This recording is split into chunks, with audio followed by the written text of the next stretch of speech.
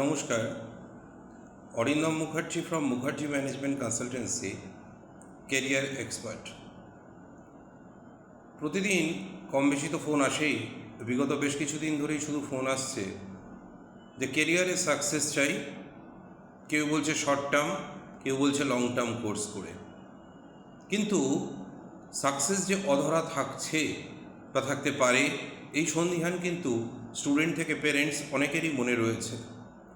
তাহলে একটু দেখে নেওয়া যাক যে সাকসেসফুল হতে গেলে তাকে কিভাবে তৈরি হওয়া উচিত বলে আমার পার্সোনালি মনে হয়।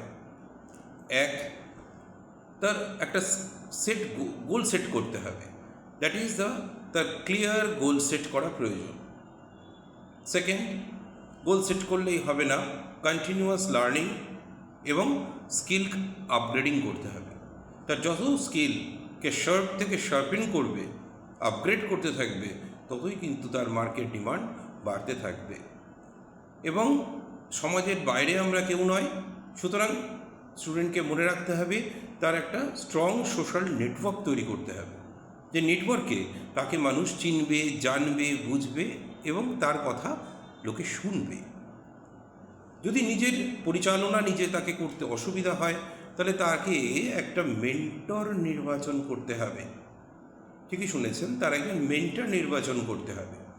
সেই মেন্টর তাকে গাইড করবেন যে কিভাবে তার চলা উচিত, কিভাবে তাকে আপগ্রেড করা উচিত, আপস্কিল করা উচিত, এক্সেট্রা। এবং এর সাথে সর্বোপরি যেটা আমরা লক্ষ্য করছি প্রয়োজন, সেটা হচ্ছে গ্রোথ মাইন্ডসেট। তার যে একটা মাইন্ডসেট, দ্যাট মিনস আমরা হয়তো শুনে থাকি মেন্টাল ওয়েলনেস। হ্যাঁ, মেন্টাল ওয়েলনেস বা গ্রোথ মাইন্ডসেট এর সাথে কিন্তু কেরিয়ারের সাথে সম্পর্কিত।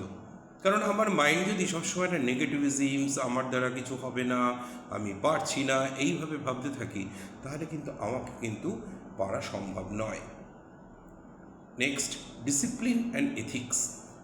আমার মতে একটা স্টুডেন্ট লাইফ থেকে শুরু করে কর্পোরেট লাইফ, প্রত্যেকেরই একটা স্ট্রং ডিসিপ্লিন এবং এথিক্যাল কনসিডারেশন থাকা উচিত। দ্যাট মিনস প্রত্যেককে জানতে হবে যে আমার কি করা উচিত বা আমার কি করা উচিত নয়। এরপর হচ্ছে ফিডব্যাক। আমরা ফিডব্যাক বললে ভাবি যে খুব খারাপ কিছু। নো নো নো, ফিডব্যাক মানে হচ্ছে আমি ভালো দিকেও আসতে পারি, খারাপ দিকেও আসতে পারি। আমার কাজটা থেকে ভালো দিকে হলে ভালো, আমাকে আরও ভালো করতে হবে, কিভাবে করা যায়। আর যদি আমার রিয়েলি কোনো প্রবলেম থেকে থাকে, সেটাকে ওভারকাম করতে হবে। কিভাবে করা যায় সেটা নিজে পারলে নিজে, আর ওই যে বললাম প্রয়োজনে মেন্টর আপনাকে হেল্প করবে। Adaptable, be adaptable. That means you have to adapt good things and reject the wrong one. Understood work politics. That means সেটা বুঝতে গেলে আমাকে অফিস এনভায়রনমেন্ট, ওয়ার্ক কালচার এগুলো বুঝতে হবে। এবং ওই অফিস ওয়ার্কপ্লেস পলিটিক্সের মধ্যে কিন্তু আমি সম্পূর্ণ বাদ দিয়ে চলতে পারবো না। তাহলে অ্যাডভাইসটা কি? আমাকে চলতে গেলে আমাকে কিন্তু তার সাথে অ্যাডজাস্ট করতে হবে উইথ মাই ইন্টেলিজেন্স, রাইট? এরপরে হচ্ছে last point, work life balancing. Work life balancing কাকে বলে? দেখুন, সকাল থেকে একটি বাচ্চা বা একজন প্রফেশনাল ঘুম থেকে উঠছে, উঠে পর কেউ অফিস যাচ্ছেন, এরকম হয় না। সে টেথব্রাশ থেকে শুরু করে একটা কনসিকুয়েন্স অফ দ্য ধারাবাহিকতা রেখে রেখে রেখে রেখে সে যাবে। আইদার স্টুডেন্ট হলে সে টিথব্রাশের পর সে ব্রেকফাস্ট নেবে, ব্রেকফাস্টের পর পড়তে যাবে বা বাড়িতে পড়বে, তারপর কলেজ যাবে বা স্কুল যাবে, তারপরে তার অন্যান্য টিউশন থাকলে পড়বে, কম্পিউটার শিখুক বা আদার্স কোনো এক্সট্রা কারিকুলার শিখুক, সেগুলো শিখবে।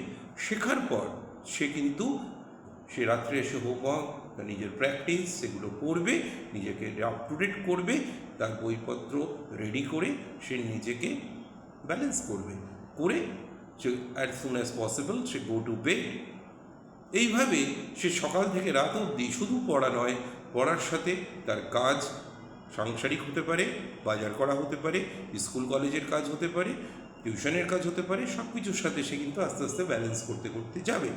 তো এই প্র্যাকটিস যে কটা আমি আজকে আলোচনা করলাম, যদি কেউ মেনটেন করতে পারে, সুতরাং নট অনলি সে কেরিয়ারে সাকসেসফুল হবে, আমার দৃঢ় বিশ্বাস সে জীবনে বেস্ট থেকে বেস্ট একজন আদর্শ মানুষ হয়ে উঠবে।